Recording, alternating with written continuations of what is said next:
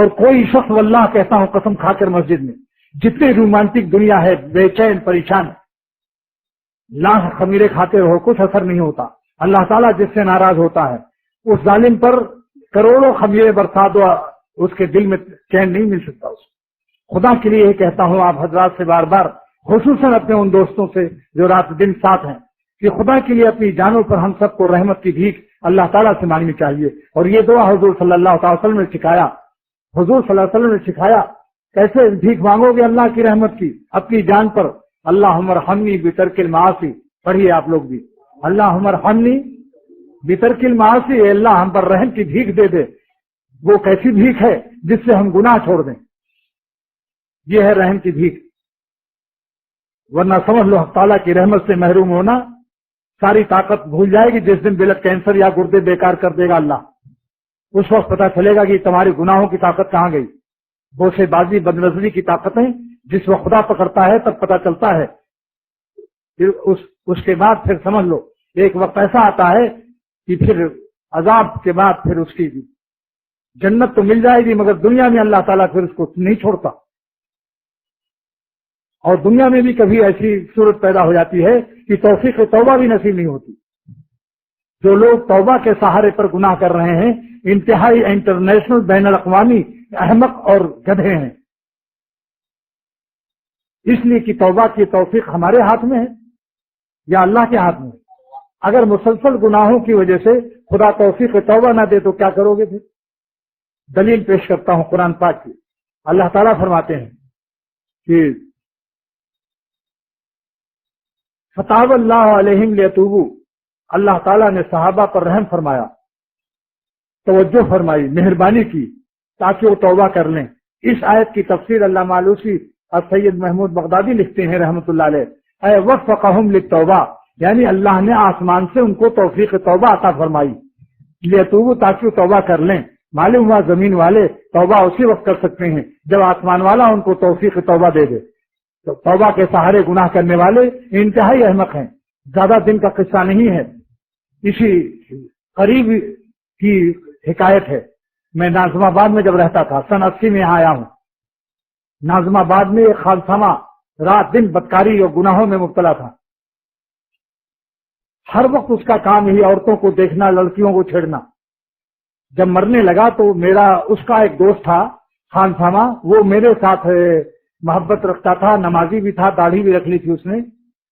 تو اس نے کہا کہ بھائی تم میرے دوست ہو اور اب تم مر رہے ہو ڈاکٹروں نے ہمیں بتا دیا ہے کہ تم اب بچو گے نہیں لہذا تم توبہ کر لو کیونکہ تمہاری زندگی بہت ہی خراب گزری اور تم اللہ والوں کو بھی برا کہتے تھے.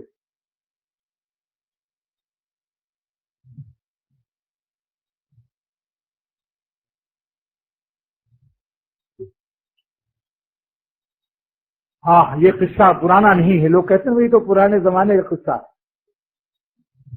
یہ اسی صدی کا قصہ ہے 10-15 سال پہلے کا قصہ ہے.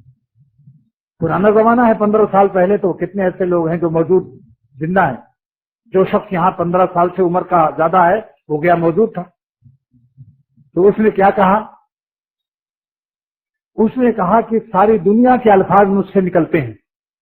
میں ڈاکٹر کا لفظ کہتا ہوں اسپتال لے چلو چائے لاؤ بسکٹ لاؤ لیکن جو لفظ تم کہہ رہے ہو یہ میرے منہ سے نہیں نکل رہا ہے.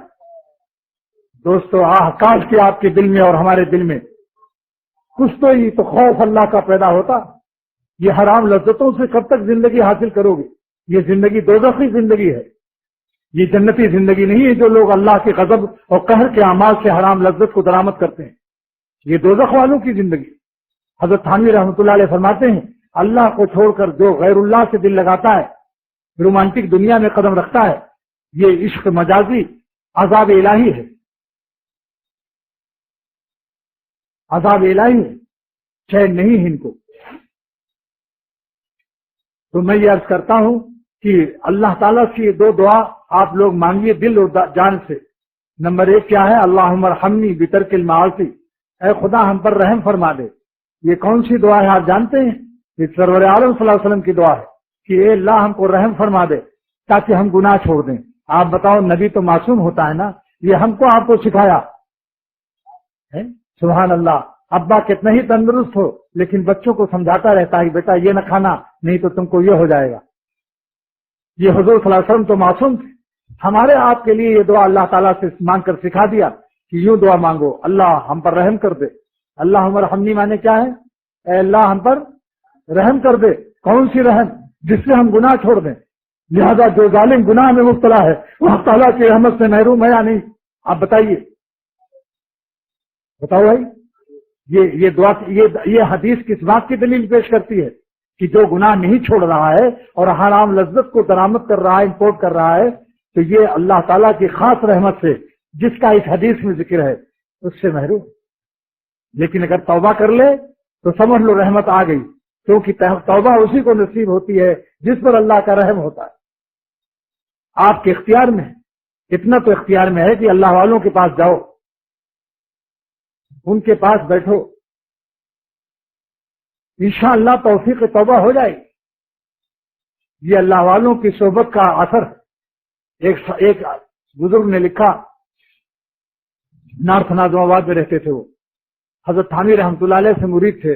حافظ عبدالولی صاحب بہراچی رحمۃ اللہ علیہ لکھا کہ حضرت مجھے خوف ہے کہ قیامت کے دن میرا کیا حال ہوگا.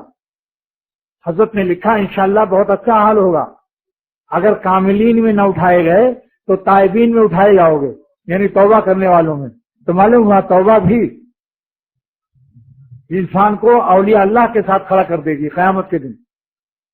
ان المستغفرین نزل بمنزلۃ المتقین, معافی مانگنے والے قیامت کے دن وہ بھی نجات والوں میں شامل ہو جائیں گے. اس لیے ظالم, مفتی اعظم پاکستان کا شعر سن لیجئے, ظالم ابھی ہے فرصت توبہ نہ دیر کر, ظالم ابھی ہے فرصت توبہ نہ دیر کر, وہ بھی گرا نہیں جو گرا پھر سنبھل گیا. اور سلوک یہی اسی طرح طے ہوتا ہے. ہم نے طے کی اس طرح سے منزلیں, گر پڑے گر کر اٹھے اٹھ کر چلے. یعنی توفیق اللہ سے توبہ کرو اور کوشش کرو کہ توبہ نہ ٹوٹے. اپنی طرف سے کوشش یہی کرو. جب ٹوٹ جائے تو پھر رونا شروع کر دو. اتنا رو کہ مالک کو بھی رحم آ جائے. اب کہیں پہنچے نہ مجھ سے ان کو غم, اے میرے اشک ندامت اب تو تھم. ایسا رو کہ اللہ تعالیٰ کی رحمت کو بھی جوش آ جائے کہ کہیں میرا بندہ روتے روتے مر نہ جائے. لہذا وہ خود تسلی ڈال دیں گے انشاءاللہ. آپ بتاؤ, اگر آپ کا بچہ اتنا زور سے رونے لگے, ابا کو معافی مانگ کر کے اتنا زور سے روئے کہ ابا کو خطرہ ہو جائے کہ مر جائے گا, تو ابا کلیجے لگا کر پیٹھ پر ہاتھ مارے گا کہ نہیں کہ چپ چپ زیادہ نہ رو, بس معاف کر دیا. اللہ تعالیٰ کی نشان. ایک شخص نے مجھ سے پوچھا کیسے معلوم ہو کہ اللہ تعالیٰ نے میری توبہ قبول کر لی, اور رونا کتنا چاہیے, رونے کی کیا مقدار ہے؟ میں نے یہی جواب دیا, اتنا رو کہ اللہ تعالیٰ کی رحمت کو بھی رحم آ جائے اور دل میں تسلی آ جائے گی انشاءاللہ. جس سے اللہ خوش ہو جاتا ہے اور جس کے گناہ کو اللہ معاف کر دیتا ہے, اس کے دل میں فوراً چین اور سکون اتر جاتا ہے. دل پر اللہ رحمت کا سایہ بھیج دیتا ہے کہ بس کرو, زیادہ اتنا زیادہ نہ رو کہ تم کہیں نابینا ہو جاؤ یا تمہاری صحت کو نقصان پہنچ جائے. اللہ تعالیٰ رحم الراحمین ہے. حضرت تھانوی رحمۃ اللہ علیہ فرماتے ہیں کہ حاجی امداد اللہ صاحب رحمۃ اللہ علیہ کعبہ شریف میں توبہ کی اس طرح سے روتے تھے, سجدے میں اپنے گناہوں سے معافی مانگ کر اتنا روتے تھے کہ ہم سے سننے والوں کا کلیجہ پھٹتا تھا, تو اس رونے والے کا کیا حال ہوگا.